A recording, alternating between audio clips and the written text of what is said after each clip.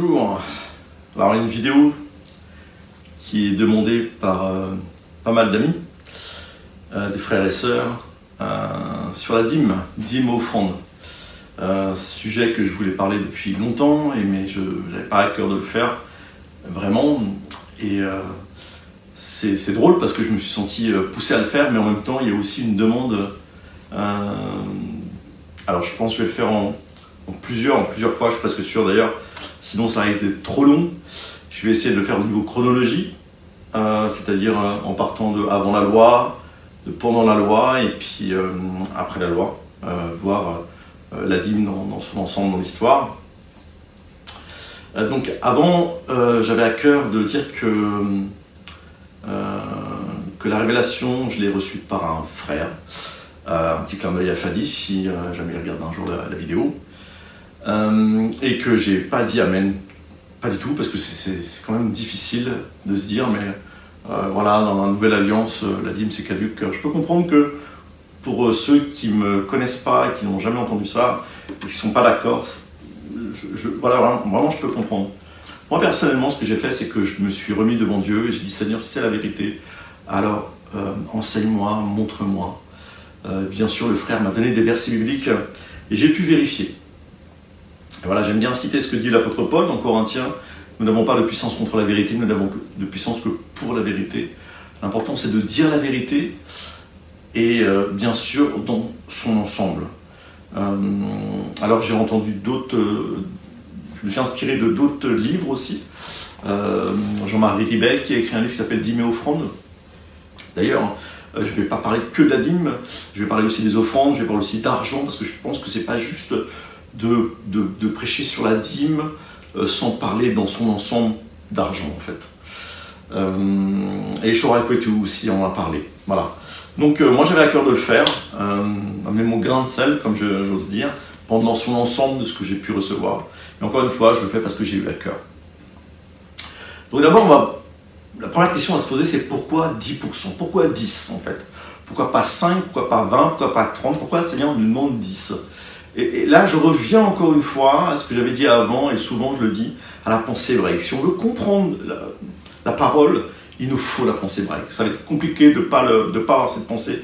On va prendre pensée grecque, on va la calquer en 2020, et je pense qu'on va faire des grosses erreurs. En tout cas, c'est ce que je crois vraiment. Et plus je comprends la pensée juive, et plus j'apprends l'hébreu, et plus je me rends compte de cette erreur.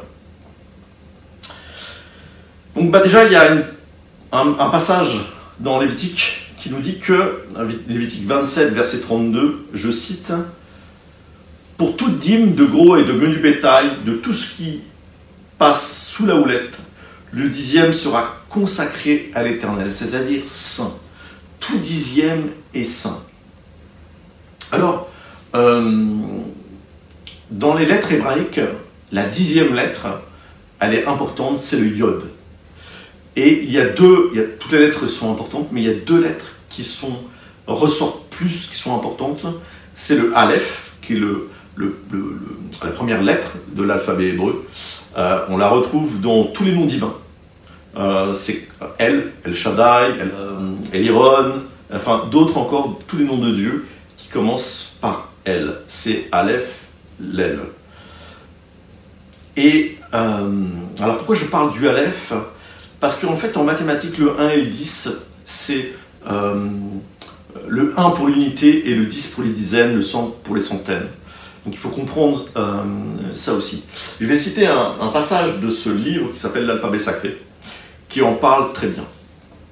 J'aime bien citer les personnes, citer les sources. Voilà, rendez l'honneur à qui vous devez l'honneur, je crois que c'est important. Donc je cite, dans les textes anciens, il est dit que 1 et 10 sont en fait le même nombre. La différence réside dans la base. 1 dans les unités et 10 dans les dizaines, ce que je disais tout à l'heure. Ainsi, il existe un lien très fort entre le yod et le aleph. C'est pourquoi la différence est de degré, non de nature. J'élève le 1 à la puissance supérieure, 10. Il en va de même en mathématiques. C'est pour ça que je parle du yod, qui est la 10e lettre, mais je parle aussi du aleph. Le nom de Dieu commence par le yod, donc la 10e lettre. Quand je dis le nom de Dieu, je parle du tétragramme, le nom qu'on ne peut pas prononcer, puisqu'il n'y a pas de voyelle à la base.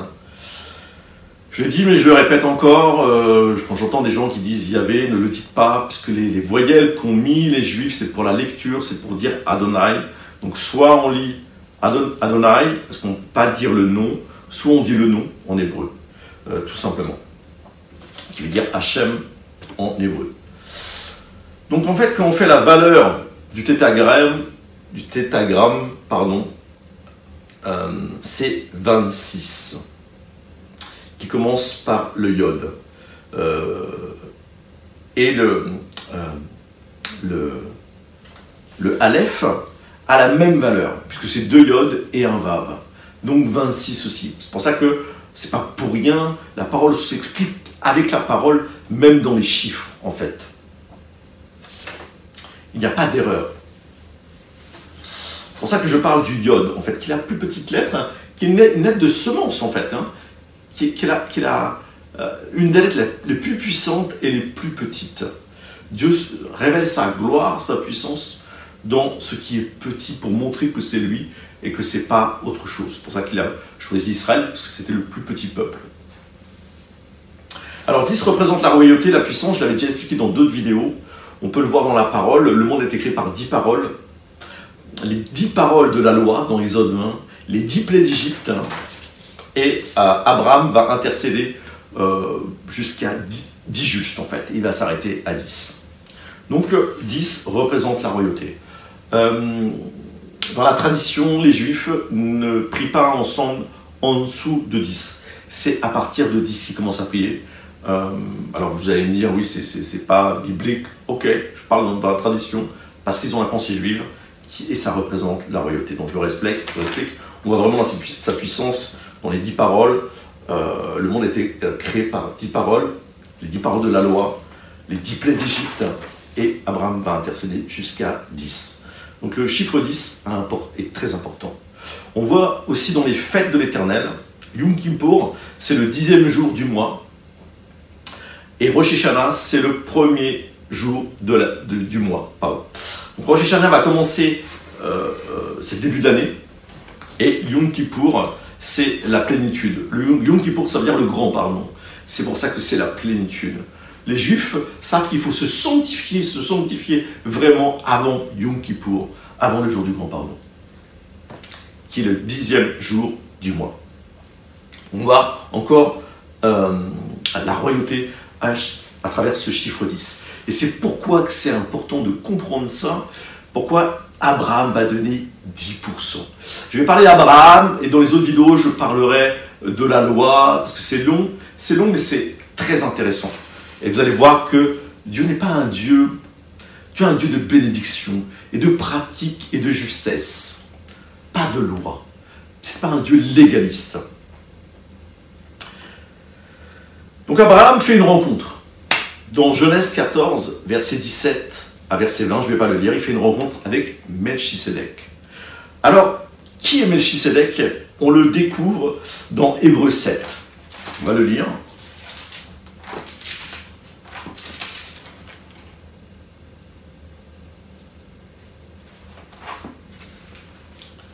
Hébreux 7.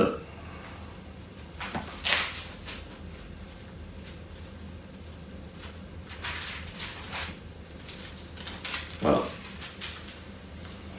On nous dit, au verset 1, ce Melchisédek était roi de Salem. Ça veut dire en fait roi de paix. Sacrificateur du Dieu très haut, il alla à la rencontre d'Abraham qui revenait de la défaite des rois et il le bénit. C'est à lui qu'Abraham donna la dîme de tout. Et en interprétant son nom, il est tout d'abord roi de justice, puis aussi roi de Salem, c'est-à-dire roi de paix. Il est roi de justice et roi de paix. Intéressant. On continue. Il est sans père, sans mère, sans généalogie. Il n'a ni commencement de jour, ni fin de vie. Et rendu semblable au Fils de Dieu, il demeure sacrificateur à perpétuité. continuité, je pense que vous l'avez compris, et vous le savez, c'est Jésus. En fait, Abraham rencontre Jésus et lui donne la dîme. Quand Abraham donne la dîme à Jésus, vous savez ce que ça veut dire? Ça veut dire, je reconnais que tu es le roi des rois. C'est ça que ça veut dire. Ça veut dire, je reconnais que tu es le roi des rois. Verset 4. Or, considérez combien il est grand, celui à qui Abraham lui-même, le patriarche, donna la dîme du butin.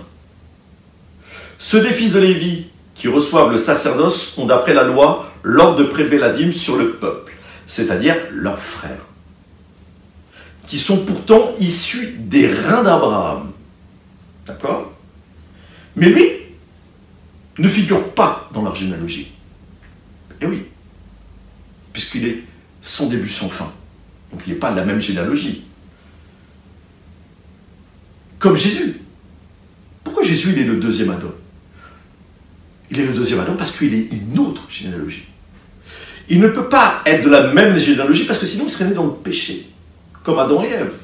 Mais ce n'est pas pour rien qu'il est né d'une vierge, parce que c'est une nouvelle généalogie, il est le deuxième Adam. Et nous, nous sommes greffés sur l'olivier franc. Qui est l'olivier? C'est Jésus, qui est le deuxième Adam. Et nous sommes aussi descendants d'Abraham, mais par Jésus-Christ, parce que nous avons été greffés par la foi sur Jésus-Christ, qui est le deuxième Adam.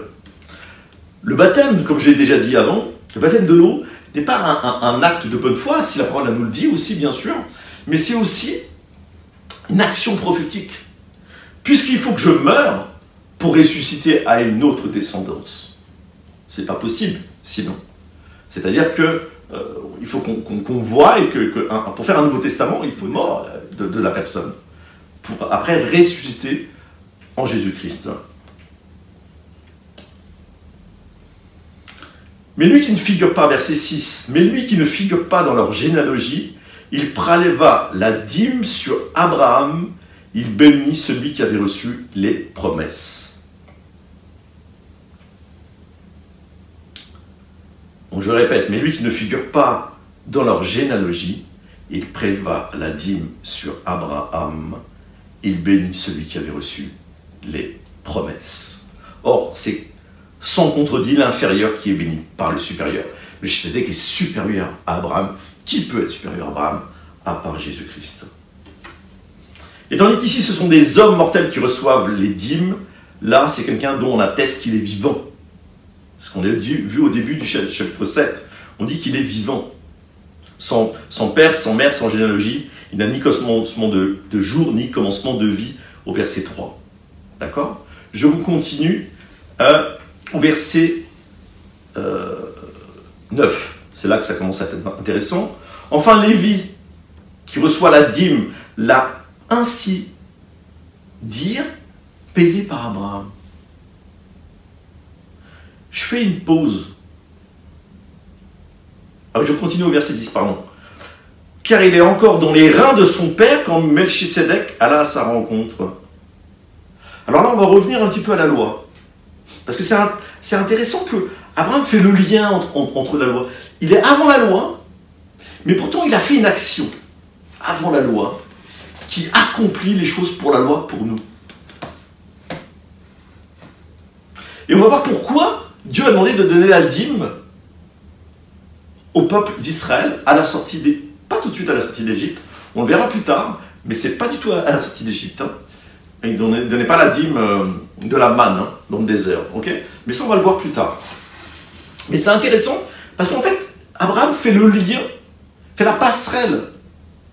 Et pourtant, il y a un temps déterminé pendant la loi où il y a cette dîme qui est demandée à Dieu, mais vous allez voir sous beaucoup de conditions.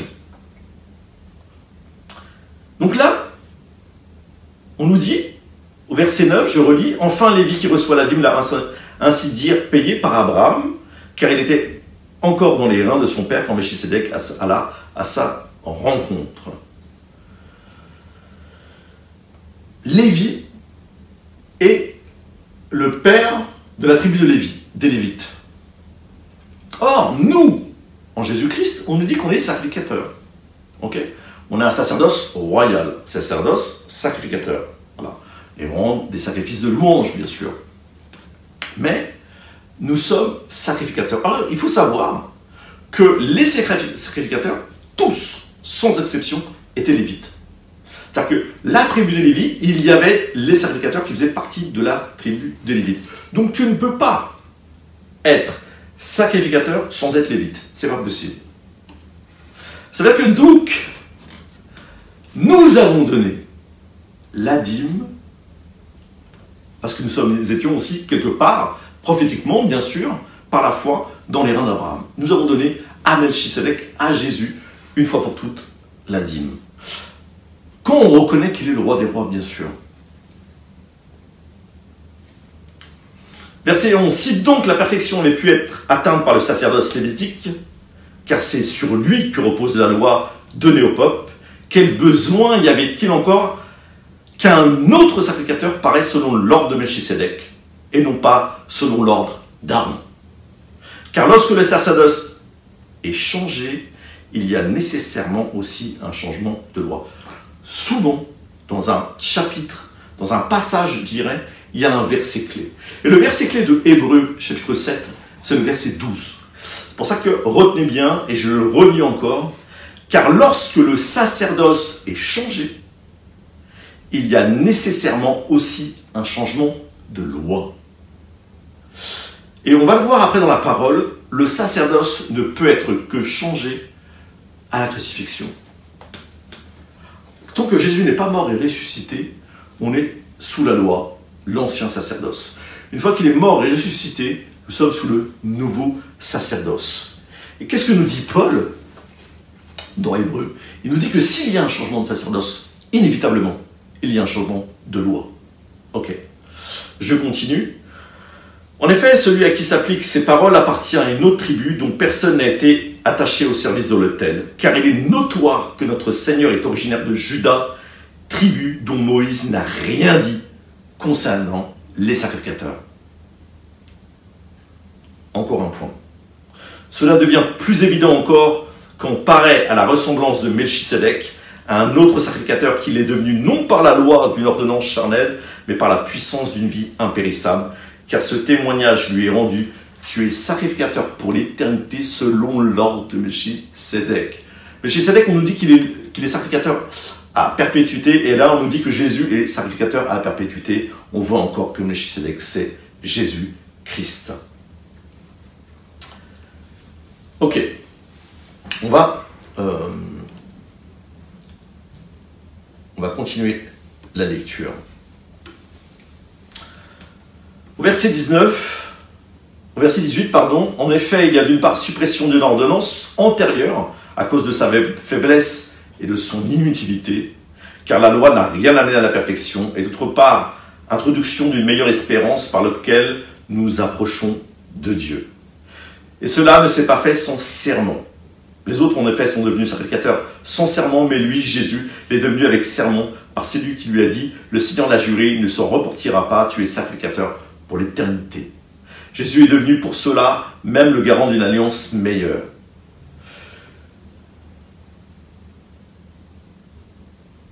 Je continue.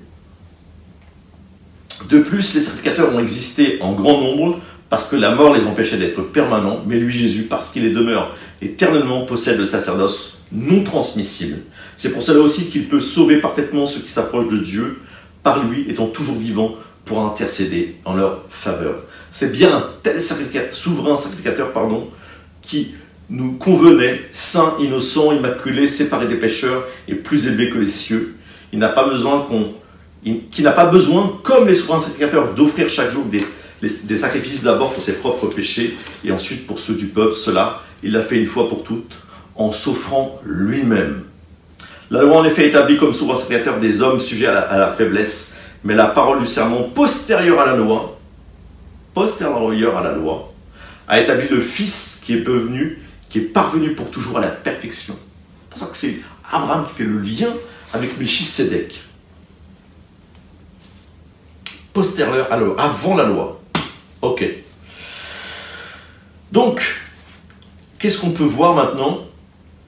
Eh bien, on va continuer. Pourquoi je parle de la loi? Parce que la dîme, la dîme, même si Abraham a donné la dîme, ok, il l'a donné une fois. Il ne voyait pas tous les mois, mais Melchisedec, salut Melchisedec, c'est la dîme comme d'habitude, tiens, je te la donne. Une fois, c'est terrible ce que je vais dire, mais malheureusement, voilà. Une fois, j'ai entendu un pasteur, je ne dirai pas les noms, c'est pas le but. Une fois, j'ai entendu un pasteur me sous-entendre fortement que la parole ne dit pas qu'il ne voyait pas tous les mois Melchisedec. Une fois, je parlais ça avec un frère, ou une sœur, je ne sais plus. Et elle me disait, ou il me disait, moi aussi on m'a dit ça. Moi j'étais vraiment, je trouvais ça aberrant qu'on me sorte une stupidité aussi énorme. Mais apparemment c'est courant. Voilà. Mais honte à vous. Je vous le dis, s'il y a des pasteurs qui m'entendent, qui prêchaient ça, honte à vous. Vous tordez les Écritures. Bien sûr que non. Qu'Abraham ne voyait pas Melchisedec tous les mois. La parole est claire là-dessus. Ça, c'était une parenthèse. Vous n'avez pas peur. Si vous aimez la vérité, vous aimez Jésus. Si vous n'aimez pas la vérité, vous n'aimez pas Jésus. Jésus, il est la vérité. La vérité n'est pas un concept. La vérité est une personne.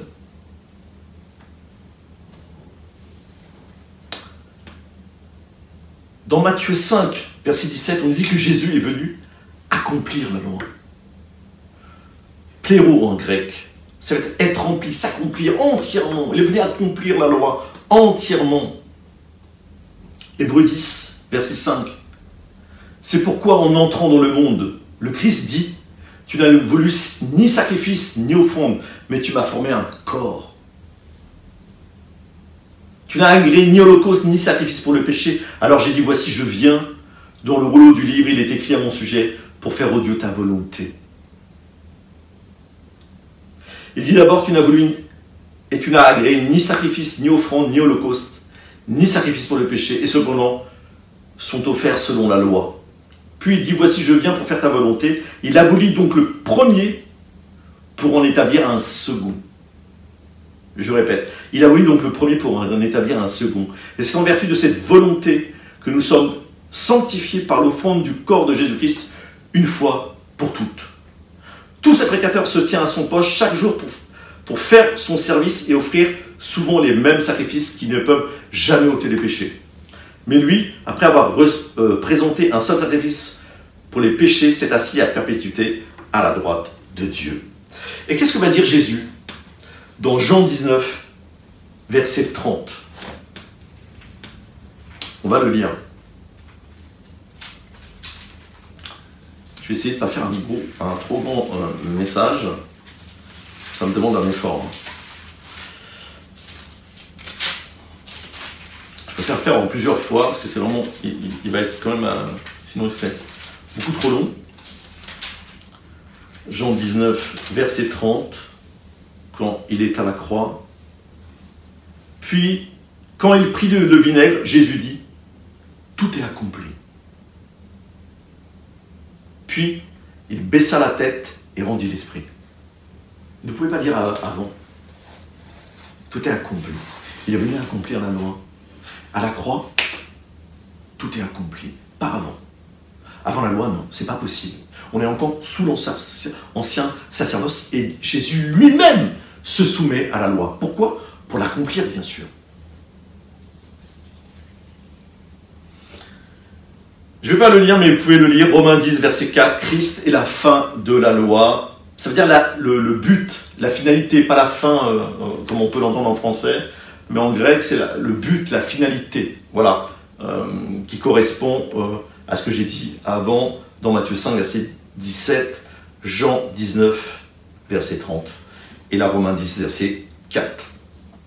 Alors on va me dire, bien sûr, j'ai pris les versets qu'on cite souvent pour appuyer sur qu'on doit donner la dîme dans la Nouvelle Alliance. Donc j'essaye voilà, si dans les commentaires il y a des choses que j'ai oubliées ou qu'on n'est pas d'accord avec moi, encore une fois je le dis, je suis ouvert, mais toujours avec la parole de Dieu, c'est ce que je dis. N'est pas avec faire du tricot avec moi. Verset 23, Matthieu 23, verset 23.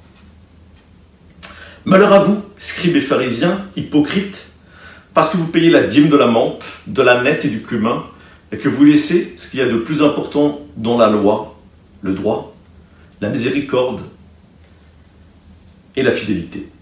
C'est là ce qu'il fallait pratiquer sans laisser de côté le reste. C'est ce que je disais avant.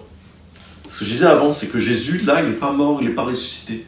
Alors bien sûr, il ne va pas dire de ne pas donner la dîme, Israël est un État, on le verra plus tard, mais je peux donner un petit aperçu, c'est qu'Israël est un État. Nous, les chrétiens, on n'est pas un État. Il n'y a pas l'État chrétien. Okay, il y a l'État islamique, hein, il y a l'État... il y a Israël, donc voilà. Vous allez voir, c'est comme une taxe, un impôt, en fait. On va le voir plus tard. Mais bien sûr que Jésus, il ne va pas dire qu'il ne veut pas le faire. Et d'ailleurs, on va le voir, je vais donner un autre exemple, beaucoup plus concret, dans Matthieu 8, verset 4. Puis Jésus dit, alors, pardon, je vais reprendre le verset 3, enfin, dans l'ensemble, vous pouvez lire les débuts du chapitre 8 de Matthieu, en fait, c'est une guérison, hein. Jésus va guérir un lépreux. Puis après l'avoir guéri, puis Jésus lui dit, au verset 4, « Garde-toi d'en parler à personne, mais va te montrer au sacrificateur et présente l'offrande, que Moïse a prescrite, afin que cela leur serve de témoignage. » Bien sûr. Jésus ne va pas dire le contraire. Il ne va pas dire non, on n'est pas sous la loi. Comment ça, on n'est pas... Bien sûr qu'on est encore sous la loi. Jésus n'a pas encore accompli. Il n'a pas encore accompli. Il va l'accomplir à la croix. Et là, le sacerdoce change et donc il y a un changement de loi.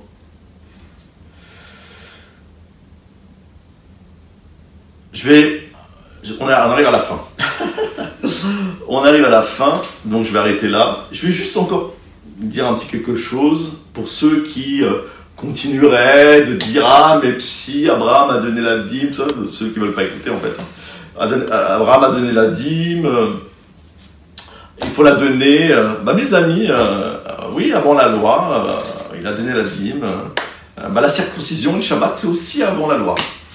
Alors, les pasteurs qui veulent continuer à prêcher la dîme, il va falloir passer sur la table d'opération, mes amis, hein, parce que c'était avant la loi aussi. Bref, une petite plaisanterie, une petite boutade en passant. Donc, je ne l'ai pas lu, mais je vais le lire. Enfin, je vais le lire. Je vous donne le passage, parce que Jacob aussi a donné la dîme une seule fois aussi. Mais, Genèse 28, versets 20 à 22, on nous précise bien que Jacob fait un vœu. Il fait un vœu. C'est-à-dire qu'on a le droit de faire un vœu à Dieu et de dire, voilà, si tu fais ça, ça, je te donne ça. Isaac ne le dit pas, n'en parle pas, Isaac ne donnait pas la dîme, mais Jacob va faire un vœu. Donc il y a bien la parole qui précise, je le répète, un vœu. On ne va pas faire les vœux de toutes les personnes qui sont dans la parole, sinon on n'a pas fini. C'est quelque chose de personnel. Jacob a fait quelque chose de personnel. Et quand vous lisez ce passage, lisez-le, je vous encourage, vous allez voir encore une fois que ce que dit Jacob, en fait, c'est pas rien, parce qu'il en dit « Je reconnaîtrai que tu es mon Dieu ». C'est-à-dire, je reconnaîtrai que tu es le roi des rois. Et c'est pas pour rien que Jacob encore fait cette allusion par rapport à la dîme, parce que c'est encore une reconnaissance par le fait que tu es le roi, et c'est pour ça que je te donne 10. Voilà, que le Seigneur vous bénisse. Je ne sais pas quand est-ce que je vais faire la suite, c'est sûr que j'ai à cœur de le faire, c'est déjà prêt, plus qu'à le mettre en vidéo. Soyez bénis, à bientôt.